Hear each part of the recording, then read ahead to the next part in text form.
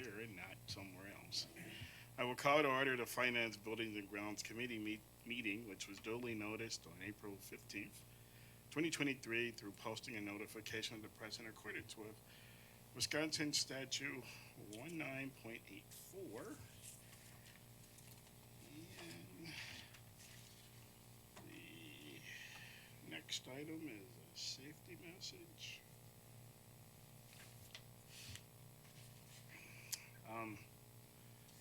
So one of the things as I think about safety, it's kind of what is the hot topics, kind of seasonal. And the hot topic seasonally right now is the weather. And with the weather that we have had, and many people want to get out and start cleaning their yard up. And actually, there were two people that mowed today, and I'm like, seriously?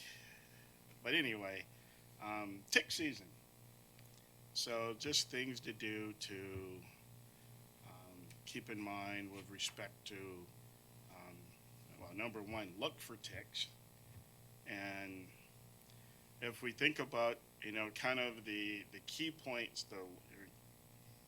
really to look to where ticks can be and hide or whatever. Your hair, your ears, armpits, belly button, around the waist, your legs, knee area. So as we want, it's a little warmer, we want to be out in shorts as we clean up our yard, our tree area. Be better to wear, really long pants and actual boots to reduce that. But if you happen to find, number one, examine well, and if you happen to find a tick, some of the ways that would be best to remove a tick really is pointy tweezers, kind of like needle nose tweezers, not kind of typical tweezers with a flatter head, but more with a point to it. Alcohol, and you dig and pull them out. And then recheck.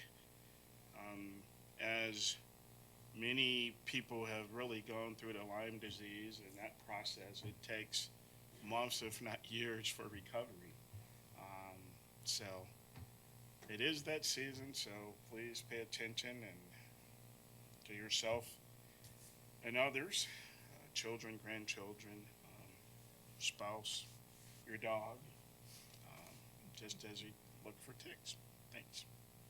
Any safety shares anybody has, particularly since we had a nice, wonderful weekend?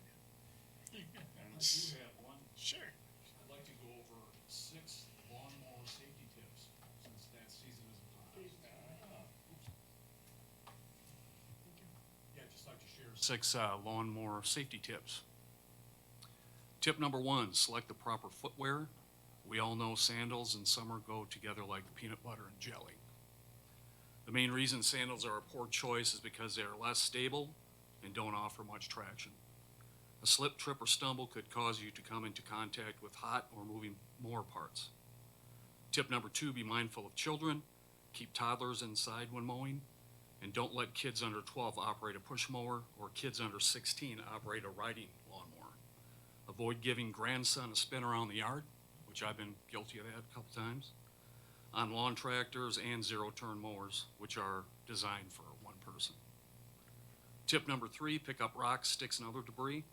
These items, if not picked up, could cause bodily injury, broken windows on your home or your favorite neighbor's car. Tip number 4, remove the spark plug before working on the blade. This is a very, very important step. If the piston happens to be at the top of the compression stroke, a little bump of the blade may force it into the power stroke, which could cause injury to your body, fingers, hands, arms. Tip number 5, wear eye protection, hearing protection according to the Centers for Disease Controls and Prevention. Listening to sounds over 85 decibels for an extended period of time can cause hearing loss. Eye protection is important as well. You can prevent dust and debris from flying into your eyes. Number 6, mind the hills. Most riding lawnmowers are most likely to tip over sideways than forward or back. So mow up and down the hill. Mow hills side to side with push mowers. That way, if you do slip, you won't fall towards the mower or have the mower roll back on you. So that's the 6 mowing tips. Thanks, Dave. I should have just queued you up. All right.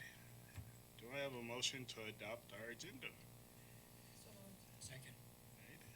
All those in favor say aye. Aye. Passes unanimously. I'll hop around a little bit on our agenda, but our next one is presentation of the fiscal 22-23 year-to-date financial summaries. Mr. McCray.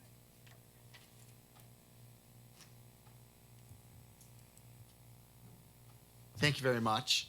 Just a couple things to note. If you would look or be kind enough to check out the February statement, particularly Fund 10 revenue, all the way to the right side of that, you'll see our fiscal year to date is just over 49 million in Fund 10 revenue. And again, Fund 10 revenue is a composition of local taxes, state aid, and other associated revenue streams.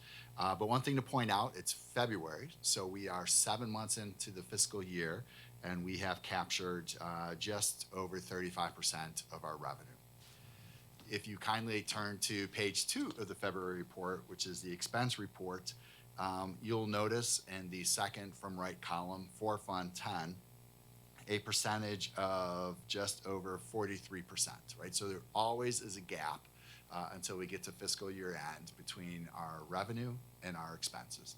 Essentially, our expenses continue to outpace revenue pretty much throughout the entire fiscal year.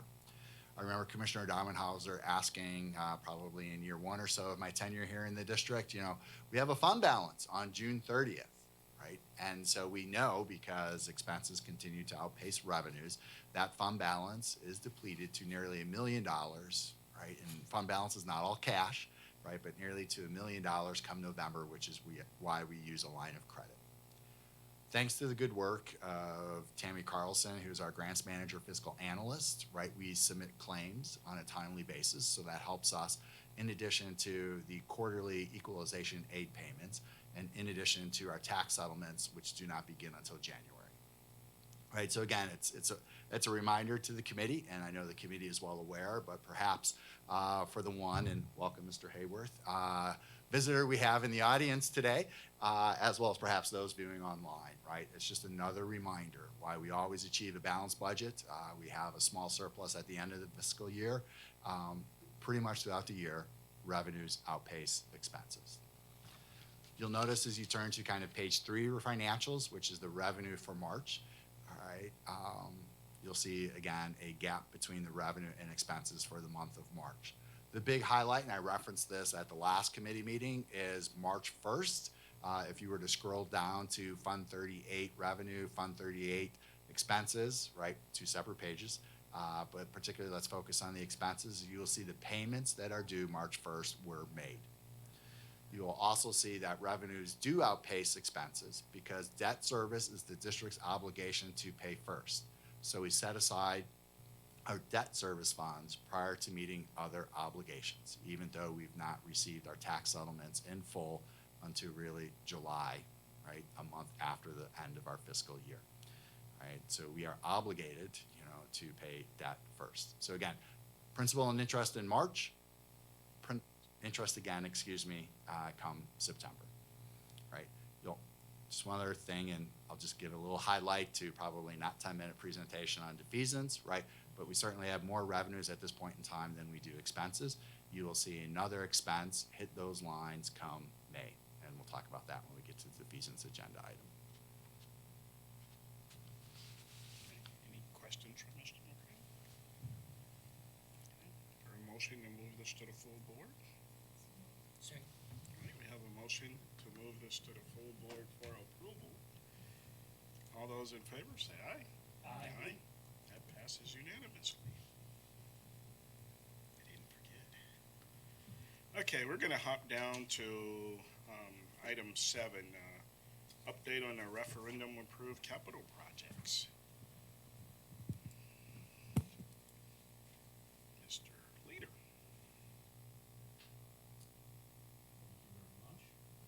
Basically like to do is just to provide you guys with a brief description of the referendum approved capital projects, and just go ahead with just giving you just a synopsis of each project, very short and sweet.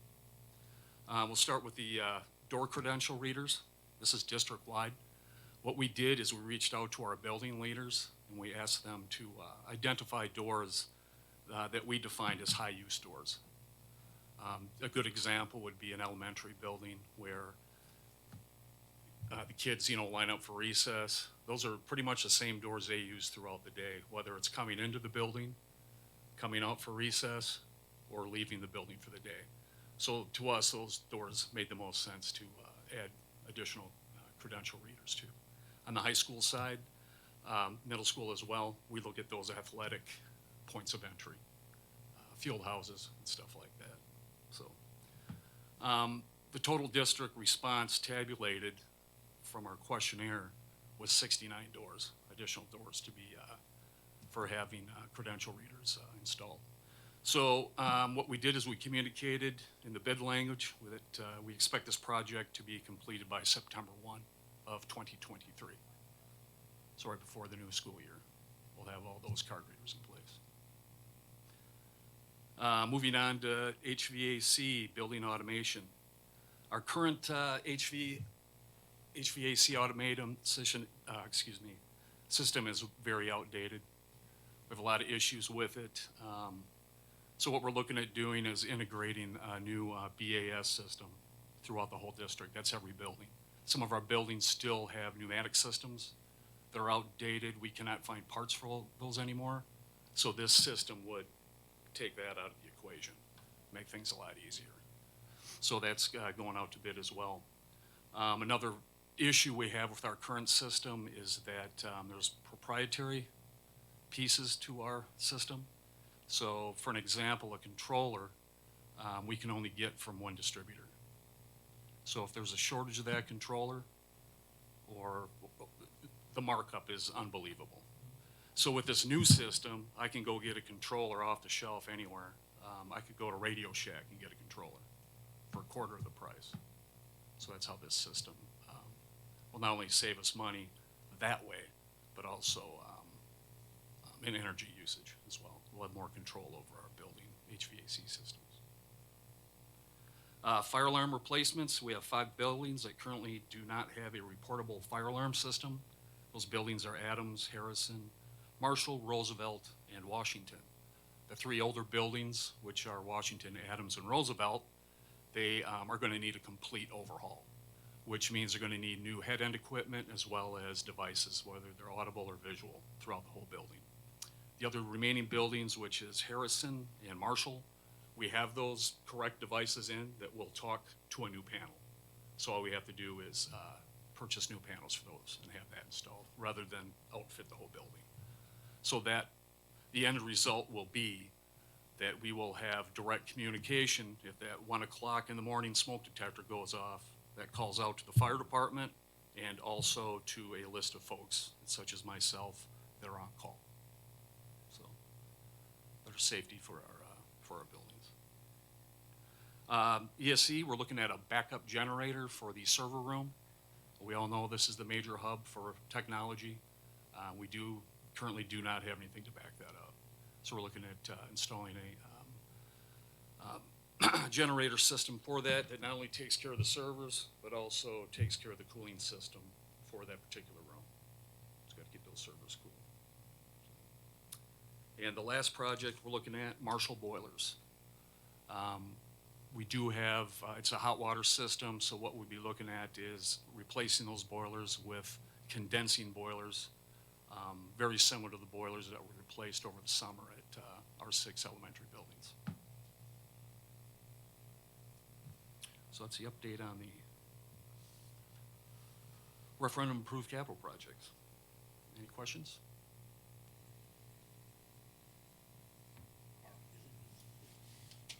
Oh, we can use that, okay.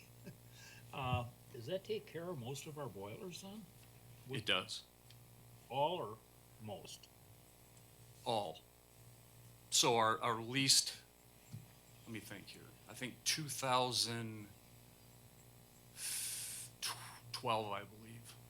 Let me check that out, but I think 2012 would be the oldest boilers in the district. So we're in good shape on Yes, that we for are. now. Yeah, that was it was huge Yeah, doing those 6 buildings last year, and that's 12 boilers. So, thank you. you bet. Thank you, Tim. Dave, are they gonna be much smaller like the other ones were that you replaced? Cause how old are Marshall's boilers? Are they? Those are original buildings, so Okay. 98s. Yeah, Yeah, they will be much smaller. okay, Absolutely. thank you. So not very old, but it's what it is. Technology moves. So from a ESSER,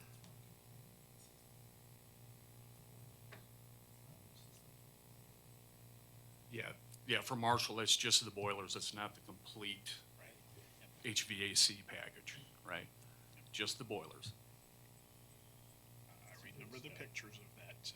Yeah. Pardon me? I just said I remember the pictures of Yeah. what the inside of that looks like. Sure. So, yeah. So we replaced a lot of the tubes, but Correct. easy for me to say, with respect to the funding, and I hesitate to ask this question, do we have any building that is 100% complete yet? HVAC wise, building envelope, From our referendum sponsored, projects. as far as the boilers go, yeah, No. You're talking- I'm talking total. So if there's a door something left, then it's not complete. Correct. Do we have anything complete yet? we are very close. I'll give you an example for the safe pathways. We just received the last order of door cores. So that made me very happy. Sure. What we're still waiting for are some controls for the desks. We had to add a couple of more buttons to release doors. And those are, I believe, on the dock to get finished yet this month. Okay. We do have a couple of furniture items still kind of hanging out there.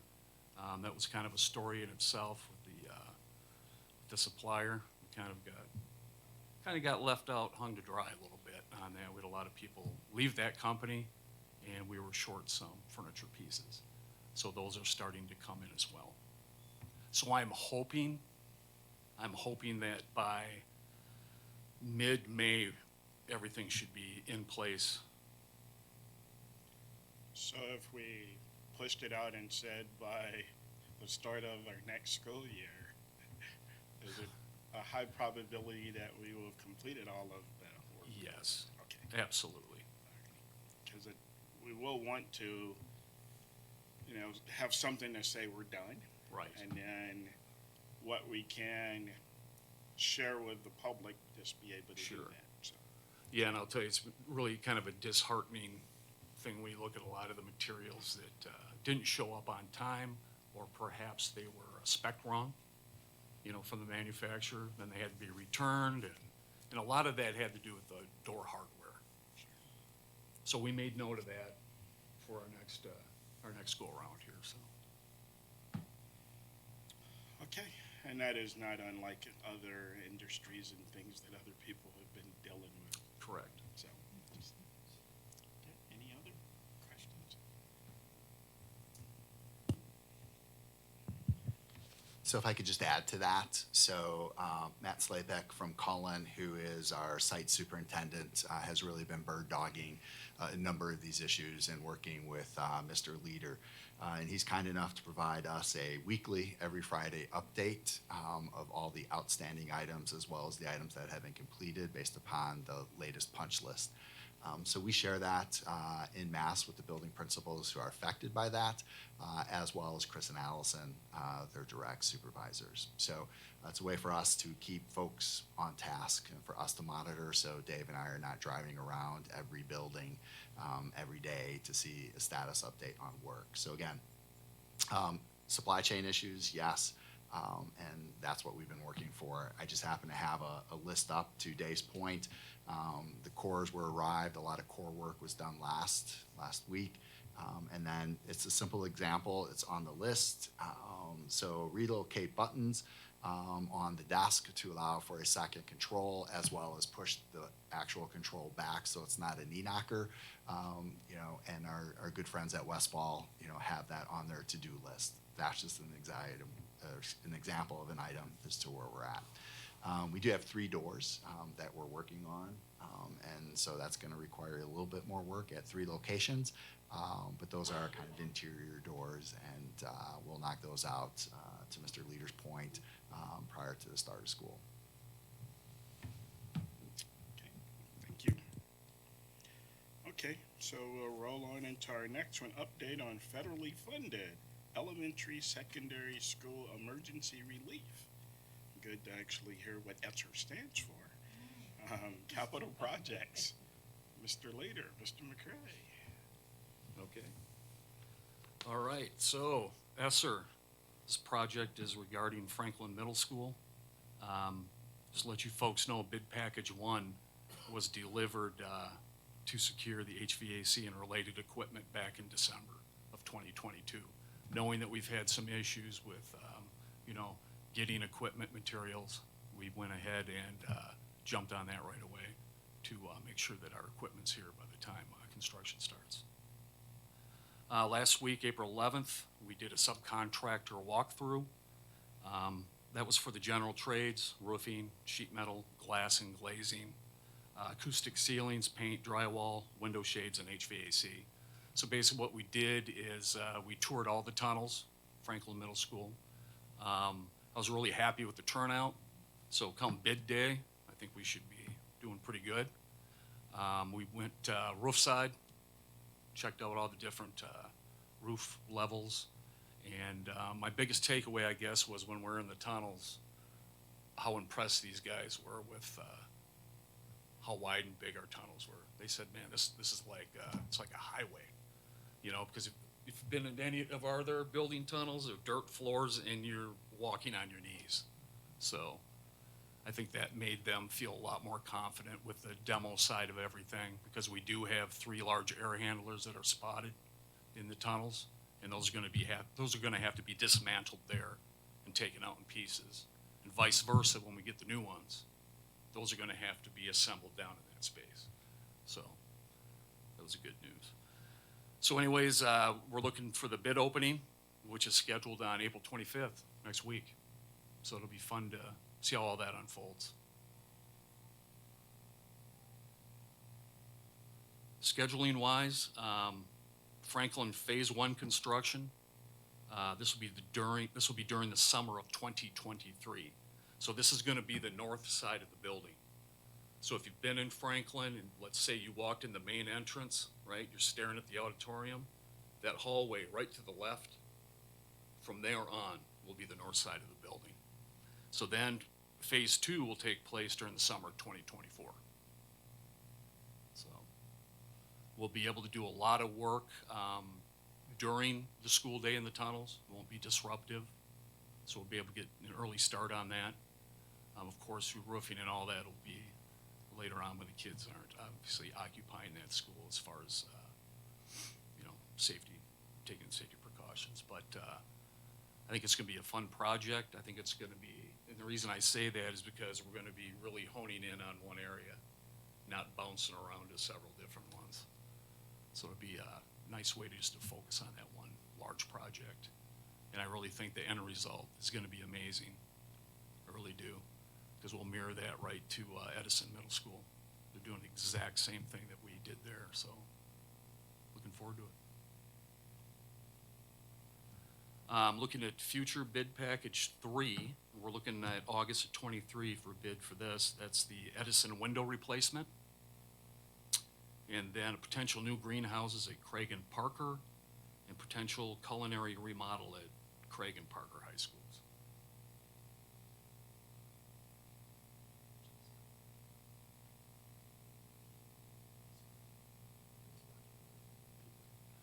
Yeah, so part of the scope of that for the greenhouses at Craig and Parker and the culinary at Craig and Parker as well, we're working on the scope of that right now, right? We're working with folks from here in the ESC as far as what what the vision is. How is this gonna help the student out, you know, is the number one factor, right? So locations and things like that, so that's why we're still kind of in developing this.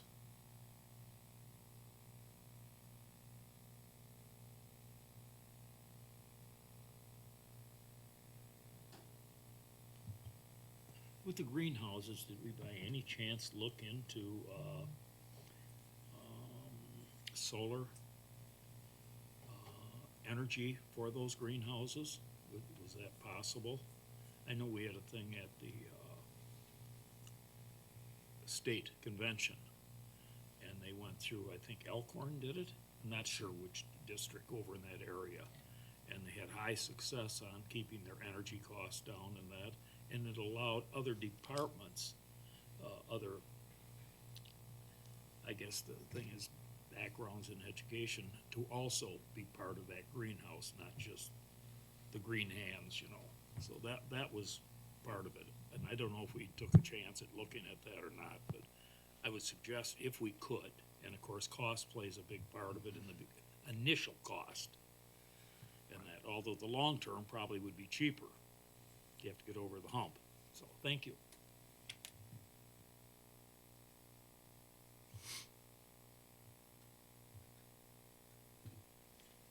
Just a quick question, Dave. I'm assuming with the construction that's going on at Franklin, there will be no summer school there. So the programming that they would have had, do we know where that's at? Is it at like Parker or or the other middle schools, or do we know?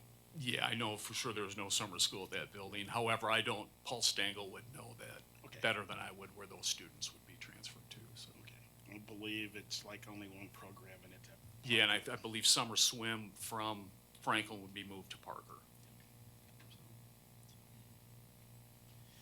Okay. All right. Next, we'll move to the budget update. Mr. McCray.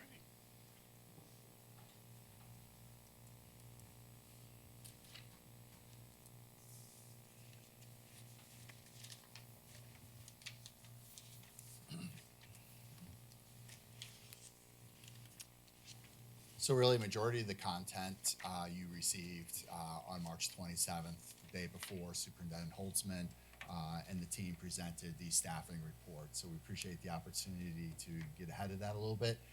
So again, a number of the content is the same.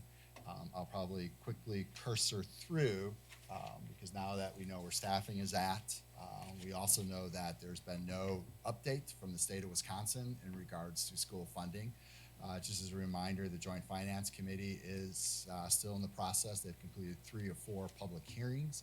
And I just looked and it escapes me when the next one is and where it's at. Sorry about that.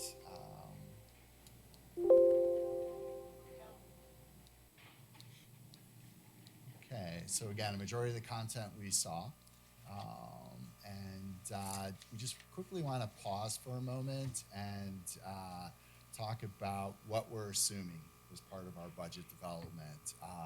Essentially, we're assuming the current available dollars within state equalization aid. So we don't have $5.2 billion for the School District of Janesville, but the state allocates $5.2 billion in equalization aid. We don't know what that's going to end at.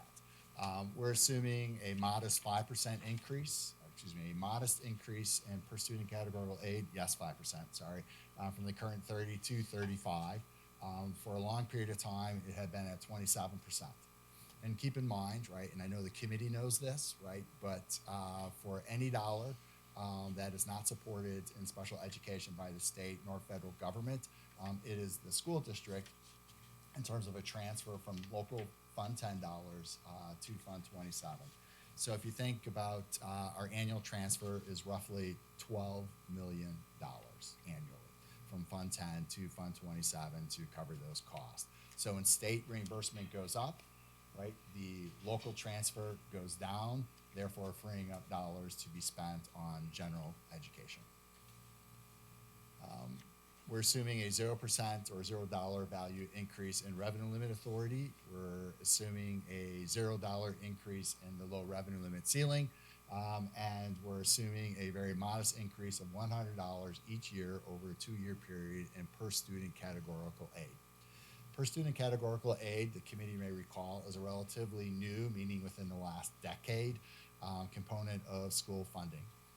So it really comes from general purpose revenue, and it's allocated to each school on a per student basis. So it has nothing to do with revenue limit authority. We shared the last time kind of our state revenue limits and per pupil aid, as well as every school district in the state of Wisconsin over time.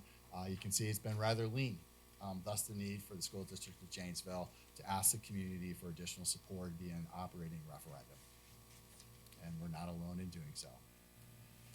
We provided, again, the last meeting, kind of just a quick overview snapshot illustrating the district's current position from a number of factors, from low revenue limit ceiling to increases in student aid to per categorical aid, revenue limit authority, students with disabilities, students who are economically disadvantaged, and our EL learners, right? So just a quick financial snapshot. We did some comparisons last time in terms of our revenue limit per member, and you'll see on the bottom there, Janesville, as well as Beloit and Milton are towards the end of kind of ranking when it comes to revenue limit per member. Then we kind of took a look at the Rock County. Sorry, the last slide was our peer group. And then our peer group, sorry. Couple things. I want to highlight in blue. So the changes in this presentation and in the memo that you have accompanying the presentation are highlighted in blue. We know we're reducing the budget by 12.5 full-time equivalents of certified staff. Right, so that was the staffing process, right?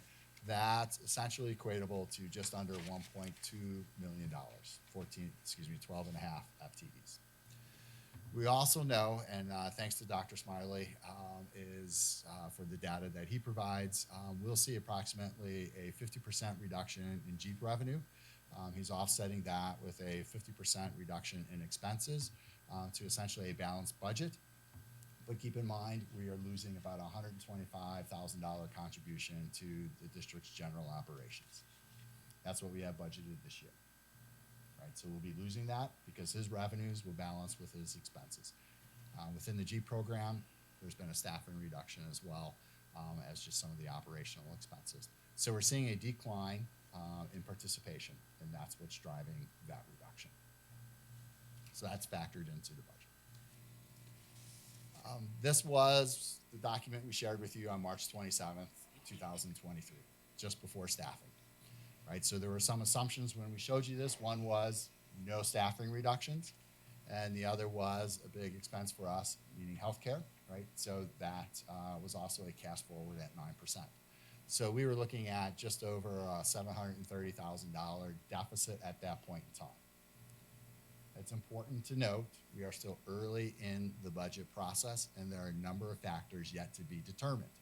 Again, the state budget, our third Friday count, which has a factor relative to open enrollment expenses and revenue, right? But this is where we're at this particular snapshot in time, point in time. And you can see there, we talked about consistent enrollment, a property value of a 2% increase, right? That has really nothing to do with revenues or expenditures, but really related to the mill rate. There were no personnel adjustments, as I shared. We had a consistent levy, right? We were able to do that because we're managing our debt service appropriately, right? And just a reminder that the operational referendum expires on June 30th, 2025. And the value of that, the year it expires, is $14.5 million. So today's April 18th, right? So we're still assuming consistent enrollment. We're still assuming a property value increase of 2%. We really won't know that until municipal values are released in August, right? State values for education are not released until October. We are factoring in the 12.5 reduction in FTE. We have some other adjustments, i.e. we reduced the TAGOS expenses appropriately. We have been riding a little bit high on our utility costs, so we needed to infuse some additional cash into that, or allocate expenses for that. So, and there's just a couple other, if I will say at this point in time, odds and ends. And what this is doing is, when we factor everything in as we currently have, you'll have a balanced budget where revenues equal expenses, but right now we're sitting at approximately $76,000, if you will, in quote-unquote profit, which isn't really profit. That's where we're at as of today. This still assumes a 9% increase in health insurance. That 9% increase in health insurance is just over $8 million.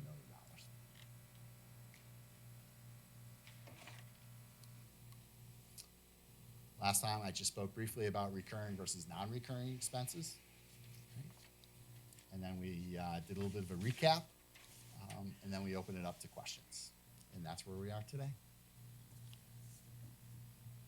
Questions?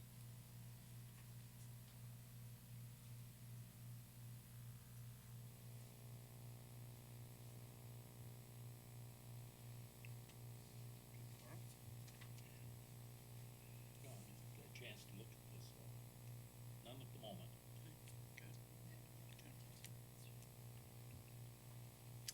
Thank you, Mr. McCray. Just one last thing included in your committee packet, right, is a excellent article from Wisconsin Policy Forum. So they're a nonpartisan entity, right? And if you were to, I believe, begin looking, the entire document is certainly worth reading from a state overview perspective. But if you turn to page 15, you'll just really see some information related to K-12 funding. So just wanted to highlight that there's just great resources out there from a bipartisan perspective that provide an overview of school funding as well as the state's budget overall.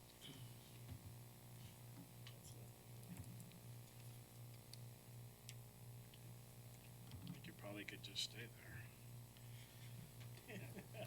there. Well, I'm going to go back up now and cover 1.5 information on May 9th, or May 9, 2023 resolution to defease levy debt. Exactly. So the district, the board, has taken advantage of the ability to levy in advance and defease. Defease is actually the process of taking the levy in advance, applying that to an escrow, receiving funds on that from a state aid perspective, and that's an action we've done in the spring of 20, 21, 22, and again, we'll be bringing it for the board's consideration in the spring of 23, May, as a matter of fact. So in the memo, I think I highlighted at least one example of the importance of levying in advance and then defeasing, actually two items. One is you can levy in advance and keep that money, right, and not defease, but then we are not aided on that. Once the dollars are defeased, we are then aided. So we receive approximately 28% aid, which helps keep property taxes low. It's not additional funds to spend, right? It just reduces the local property tax burden, right, on approximately just over $6 million. So 28% of $6 million is what we will receive in the subsequent year, should the board so choose to defease in May of this year. The other aspect of it, besides receiving aid, right, is also managing our debt, all right, from a point of any potential future obligations the board may wish to entertain.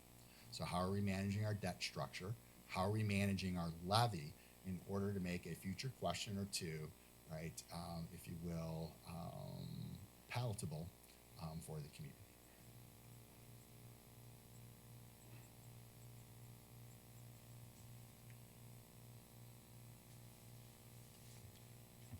Questions?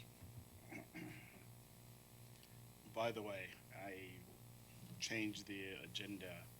Michelle's son is golfing today, and she wanted to see some of the holes, so she kind of dictated the direction I went, so. Okay, any questions? Any? Okay. And our next item, information on the Wisconsin Investment Series Cooperative interest rates. Exactly. Sorry, I left my notes over at my station there.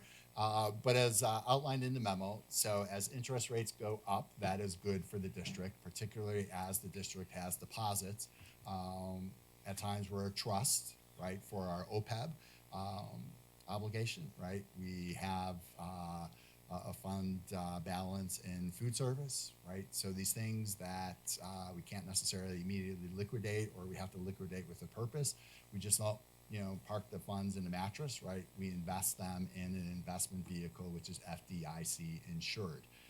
So we work with WISC, the Wisconsin Investment Series Cooperative, to leverage the best interest rate as possible and structure for cash flow needs the term of a particular negotiable instrument, such as a certificate of deposit, right? So not everything is a year out. We may structure something 3 months out, 6 months out, 9 months out, 12 months out, perhaps even longer if there is substantial balance.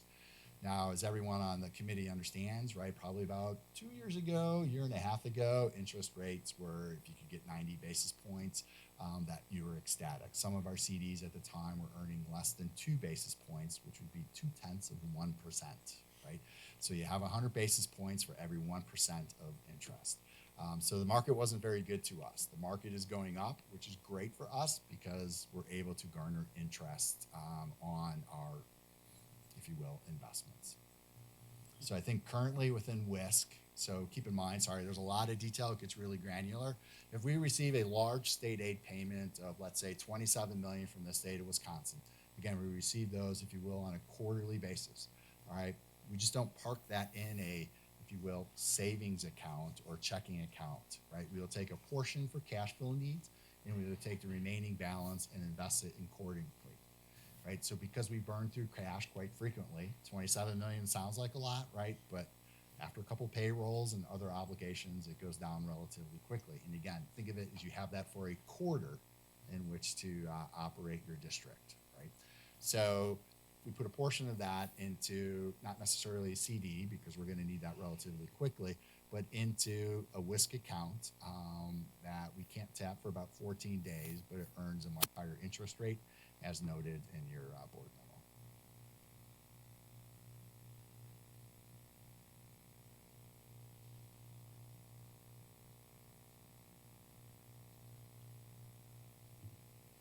So I think I understand. Sorry. No, I understand. I guess I was thinking, so the mechanics of that, and I think about we get a big state payment at the end of the year. So end of the school year, pretty much. So then, as an example of that dollar amount, how much do we, and just roughly, how much do we invest where and for how long?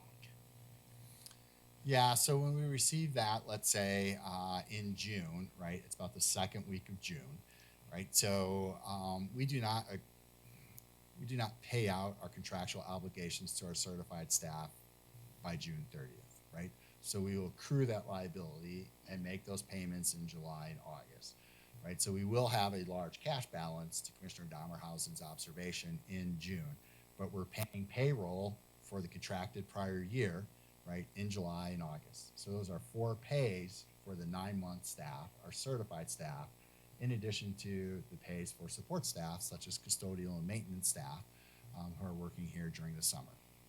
Right, so let's assume, for illustration purposes, we received $25 million in June, right? So again, we're still meeting our obligations for the month of June, right? We still have year-end bills to pay, fiscal year-end bills, right? So we're drawing that down. Because we will burn through that, and sorry for the rather casual term, but that's essentially what we will purposefully do with intent and with purpose, right, between that time and June, is we will look for a short-term instrument, which is typically the WISC LTD account, IS account, excuse me, to which we're receiving about 4% on. And that's over like a 14-day period. You have to deposit, you have to keep those funds in that instrument for a minimum of 14 days. Okay. And then is that a reoccurring, like 14-day period, or is it at least 14? It's at least 14, to your point, yes, sir. Okay. Okay. So it's not a money market, right, where you can say, oh, I'm going to withdraw 6 times or anything like that. It's a rather aggressive interest rate for a short period of time.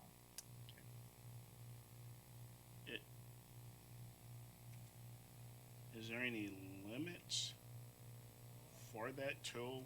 Because outside of meeting our obligations, then we can put conservatively everything else in that tool. So I guess as I'm saying, as we look Yeah. at kind of the July and August, if that's $10 million, Right. well, then rough numbers from the 25-15 could go there. And then for some period of time, Yeah, I mean, making it's, sure my simplistic thoughts here are. no, all fair question. So JP Morgan Chase, where we do our, if you will, traditional banking, right? We have a minimum threshold to avoid fees of maintaining a balance of $7 million, right? So that's not necessarily a day, but over a month is our average balance, $7 million. So we try to maintain that 7 million within JP Morgan. So if we assume nothing is in the JP Morgan bank, that's probably a little unfair, right? We'll park 7 of that 25 million, leaving a balance of 18 million that we would then fairly quickly, and a shout out to Kathy Raymond, who's our cash management specialist, who actually moves the money, and we'll move that money into a WISC IS account with a minimum hold of 14 days before we can use it. So we have CMS, we have WISC, right? There's a couple different columns, if you will, that allow us to track, and then we also have long-term instruments, right? So I'll use food service as an example. We have a balance of 3.5 million. All right, so if we don't have any significant projects due, we're moving as much of that money into a 3, 6, 9 annual 12-month CD as possible. There's no need for us to keep that balance within a CMS or IS account for 14 days, right? Because it's a little convoluted, right? But food service is actually within our general checking account. It's not a standalone checking account, although it's a standalone fund. We just keep really good records, and so that's why we're able to track that, right? So similar to Fund 46, all right? So if we have Fund 46 and our balance in Fund 46 is approximately 12 million, we'll probably see a portion of that go down over a period of time relative to the window work at Edison, right, as well as the roof work at Franklin, and anything above and beyond that is not ESSER funded. So that's the intent. What are our capital maintenance, not capital improvement, albeit it's an improvement, it's really capital maintenance fund. So our 12 million, we're not letting that sit in a small, if you think about it, timing, right? So we have some funds within 46, right, where we issued certificates of deposit a year ago. Okay, they're coming due in May. The interest rate between May of last year and this year is significantly different. When that renews, right, and let's say it's $1 million, we're going to say, well, okay, we don't need that for another year, right? So we're working, if you will, kind of with the project in terms of what our cash flow needs are. Again, kind of a quick, simple, down and dirty oversimplification, but we're monitoring what are our cash needs for those particular funds, right? And how do we time that out?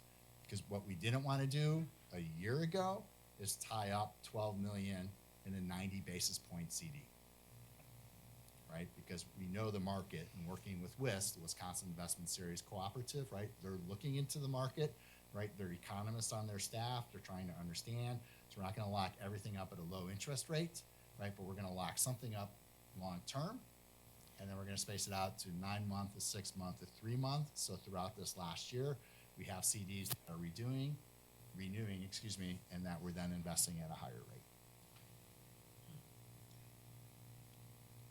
So, I'm sorry we don't have coffee at this evening's meeting. so if you guys want to know what Dan and I talk about, this is here's an example. Right, so it's so Brett Whedon, and if you attend the school board convention, right, so Brett is part of WISC, again, the Wisconsin Investment Series Cooperative. He is, if you will, our relationship manager. So Matt Sylvester Knutson, very capable director of finance, myself, we'll sit down, we'll renew what's renewing, how do we want to invest that, and how does that investment structure then reconcile with the need to draw down, right, so that we don't shortchange ourselves. So another quick example, right, sorry, you gave me the floor, Commissioner Ardrey, is our Fund 73 OPEB obligation. We pay ourselves back every summer because throughout the year, we're paying retirement benefits, right? So we're drawing down. We need to repay ourselves, right? So we tie up that money and we time it out to where then at the end of the fiscal year, in July most likely, we can repay ourselves, right? So we book a receivable and we repay ourselves, right? So we're not going to tie it up for 24 months because we need that cash much sooner, right? Now, again, it's a large sum. We can probably tie some up for 24, but we really have to allow for cash flow. And again, a quick shout out, Kathy Raymond works daily. She's monitoring our JP Morgan account. We receive daily reports of all of our cash balances, all of our investments, right? And then it's from that we're making decisions, working with WISC and asking Kathy to go ahead and move dollars from here to there. So she's very capable and very good employee for the district. So potentially related, but maybe not. The referendum the community provided. Yep. And we knew that our drawdown was over a 3-year period. Yep. So as we get to that 3-year period, recognizing the management of Cullen, with bids and everything coming in lower, and then additionally, I'm assuming we had it invested, so we get interest, and then that frees up some amount of money for other projects. So I'm just making sure that I've captured this right, or reasonably correct. You are philosophically and theoretically correct. Perfect. The issue we had is, the board may recall, we got a great rate when we issued $22.5 million worth of bonds. We were 90 basis points is what we were paying, right? The problem with getting a great rate there is you get a not so great rate when you want to invest that money, right? So I remember former board president Steve Huth, right, saying, hey, we're going to earn a ton, right? Because that's what we did the last time. If we took and invested $22.5 million based upon a project timeline over a 3-year period, and we knew interest rates were 4% now versus literally we were getting them at 20 basis points, right? 0.2% or thereabouts, right? That's a huge dramatic difference. So what some school districts can, right, and we have to be legal, of course, is you can garner a significant amount of revenue on interest, to which then you have to either plow back into retiring your debt or, right, using those dollars earned toward your targeted referendum question. Right? So that's why even when we're doing really great in terms of EUA, Dave Leader, and Cullen managing our budget, okay, for the referendum, and we come under, we can't buy new playground equipment. We can't buy new science equipment, right? We can do things related to security, life safety systems, and boilers. So when Dave references earlier the building automation system, right, and that's approximately $1 million, and again, that's a plug number for right now. It's a rough order of magnitude. That's why we go out to bid. When that comes back, right, it'll come back hopefully better than that, but essentially we wanted to verify with bond counsel that that was an appropriate use of funds, and it's an appropriate use of funds per bond counsel, right? So it's always great to check with counsel, because if, just in case, right, they're the ones defending you. So plus we want to, make the right decision, and I would like to continue to be employed by the School District of Janesville. Sure, right. Okay. Oh, wait, you guys don't have any questions on this? I have one. Okay, Carl. We're talking about the money, the cash we have, and then how we put it aside and try to earn money while we're doing it. But are any of our bonds that we have out variable, or are they all fixed? Oh, they are fixed. They are fixed, Yeah. okay. Sometimes there'll be a call date, right, which allows you to refinance, right? We don't really have any immediate call dates, and again, I don't have it in front of me, so I beg your forgiveness for that. But if we can leverage a lower interest rate, we will do so, right? Okay. But if you were buying bonds and you bought those bonds at 4%, you appreciate a 4% return. Thank you.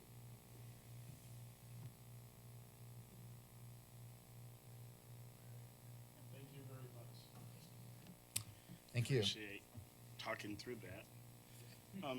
And so, fellow commissioners, one of the reasons I really wanted to talk through that is, it's easy to ask, well, we didn't identify this as a part of the project we were doing referendum-wise, but yet, because of cost efficiency and investment interest, that frees up money for us to then go a little bit more. I mean, and it just happens to be the position we're in, so. I thought that was important to talk through. Do I have to, okay. Thank you. Is it on there? Maybe. Oh, no. Oh, I was in the wrong one, sorry.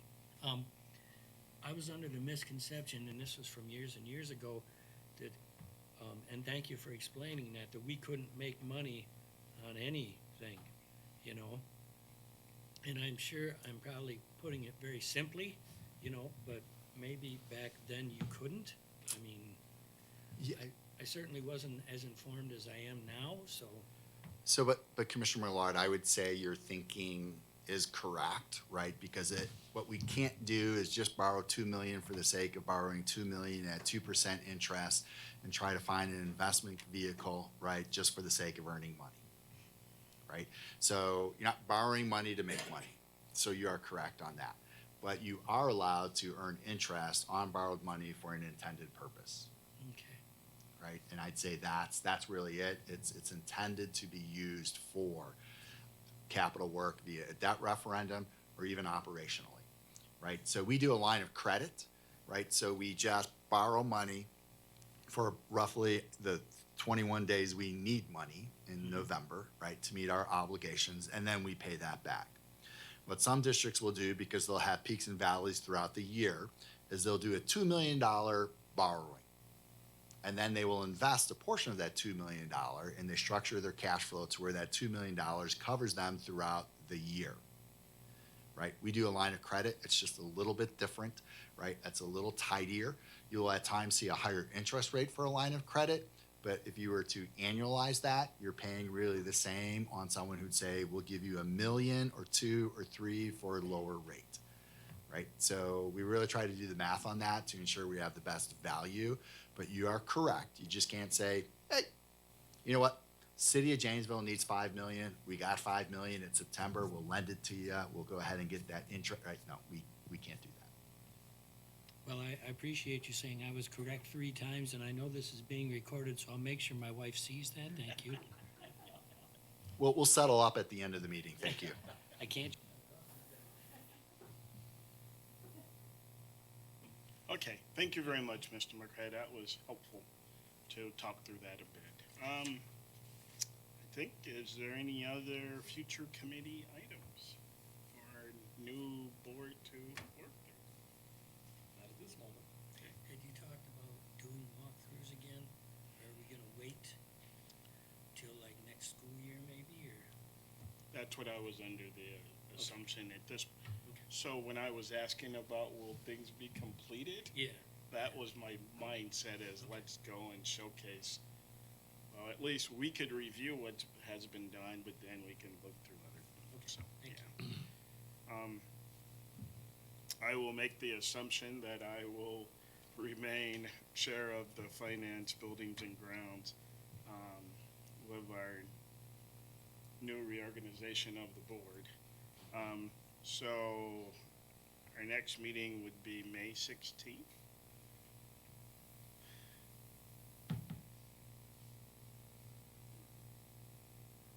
That works for everybody? Maybe. Yeah. It works. It's fine for me. What time? 4 works, huh? 4. Okay. 4 I is, better change these to 4s. Is this room? Oh, we here? Okay. Well, Denise will send it to us, so I'm not gonna get out there, cause then I gotta delete it, and I end up deleting the wrong meeting. People think it isn't going on, so just leave it alone. okay. Our next meeting will be here May 16th at 4 p.m. Thank you. We've reached the end of our agenda. We are adjourned.